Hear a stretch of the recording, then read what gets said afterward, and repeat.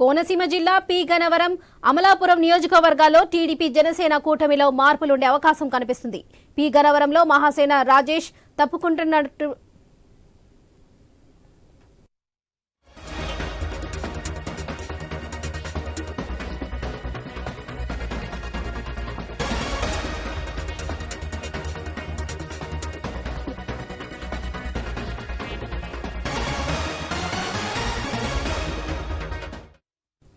కోనసీమ జిల్లా పి గన్నవరం అమలాపురం నియోజకవర్గంలో టీడీపీ జనసేన కూటమిలో మార్పులు ఉండే అవకాశం కనిపిస్తుంది.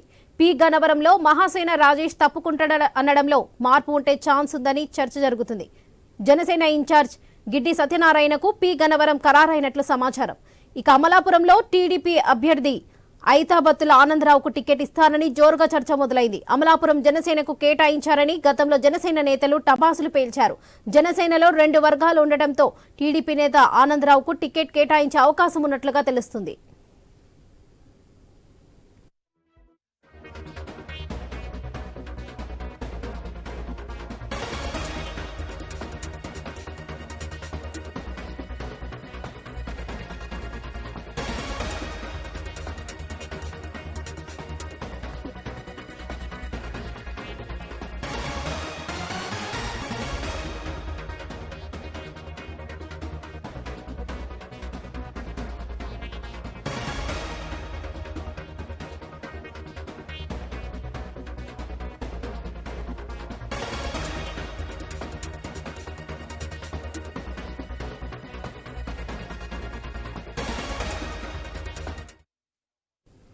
కోనసీమ జిల్లా పి గన్నవరం అమలాపురం నియోజకవర్గాల్లో టీడీపీ జనసేన కూటమిలో మార్పులు ఉండే అవకాశం కనిపిస్తుంది.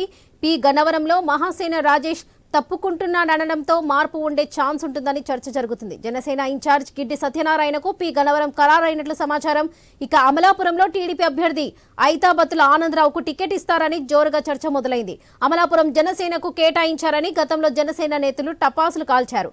ఇక జనసేనలో 2 వర్గాలు ఉండడంతో టీడీపీ నేత ఆనందరావుకు టికెట్ కేటాయించే అవకాశం ఉన్నట్లుగా కనిపిస్తుంది. ఇక ఇదే విషయంపై మరింత సమాచారం ప్రతినిధి గణేష్ అందిస్తారు. గణేష్, చెప్పండి.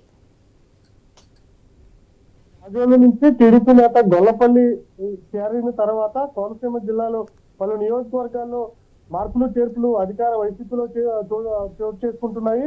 టీడీపీ అదేవిధంగా జనసేన కూటమిలో కూడా మార్పులు వస్తున్నాయి. తాజాగా పి గన్నవరం నియోజకవర్గంలో మనం చూసాం. మహాసేన రాజేష్ తాను తప్పుకుంటున్నట్లుగా అధికారికంగా ప్రకటించారు. చంద్రబాబు, పవన్ కళ్యాణ్ మహాసేన రాజేష్ కు అధికారికంగా టికెట్ ఇచ్చినా కూడా ఆయన ఆ టికెట్ ను వదులుకున్నారు. ఎందుకంటే ఆయన మీద వచ్చినటువంటి వ్యతిరేకత టీడీపీ జనసేన కూటమికి కొంత ఇబ్బందికర పరిణామాలు తలెత్తుతూ ఉండడంతో మహాసేన రాజేష్ తనకు తానుగానే తప్పుకుంటారని ప్రకటించారు. ఇదే క్రమంలో మహాసేన రాజేష్ టికెట్ ప్రకటించినా కూడా పి గన్నవరం నియోజకవర్గం నుంచి తెలుగుదేశం పార్టీ నేతలు, జనసేన పార్టీ నేతల నుంచి కూడా స్థానికంగా వ్యతిరేకత రావడం జరిగింది. ఇదే క్రమంలో స్థానికంగా ఉన్నటువంటి వ్యక్తులకే టికెట్ ఇవ్వాలని చెప్పి ఆందోళనలు చెలరేగడంతో చంద్రబాబు, పవన్ కళ్యాణ్ ఆలోచనలో పడ్డారు. ఇదే క్రమంలో జనసేన ఇన్ఛార్జ్ గా ఉన్నటువంటి గిడ్డి సత్యనారాయణ కు 90% టికెట్ ఖరారైనట్లుగా సమాచారం అందుతుంది. ఆయన ఒక తెలంగాణలో ఉన్నటువంటి కమిషనరేట్ లో ఒక అధికారిగా పనిచేశారు. స్వతంత్రంగానే ఆయన రిటైర్ కాకుండానే రాజీనామా చేసి జనసేన పార్టీ పి గన్నవరం నియోజకవర్గ ఇన్ఛార్జ్ గా రావడం జరిగింది. ప్రజలకు సేవ చేయాలన్న లక్ష్యంతో నేను ఈ జనసేన పార్టీలో చేరాను అని గిడ్డి సత్యనారాయణ కూడా చెప్పినటువంటి సందర్భం మనం చూడడం జరిగింది. అదేవిధంగా అమలాపురం నియోజకవర్గంలో కూడా మార్పులు చేర్పులు చోటు చేసుకుంటున్నాయి. అమలాపురంలో ఇప్పటికే జనసేన నేతలు ఈ 2 వర్గాలుగా ఉన్నారు.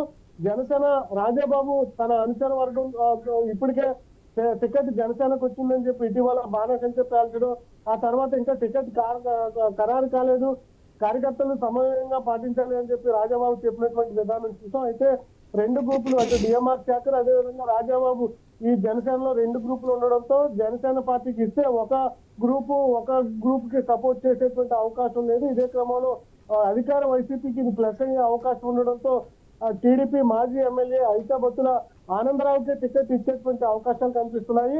అమలాపురం నియోజకవర్గంలో తెలుగుదేశం పార్టీకి కొంత బలమైనటువంటి పట్టున్నటువంటి నియోజకవర్గం.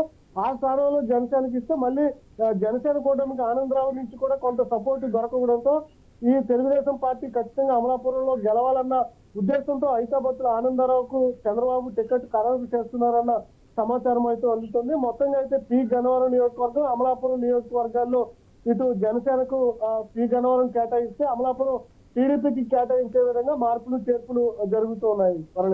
Right Ganesh, thank you.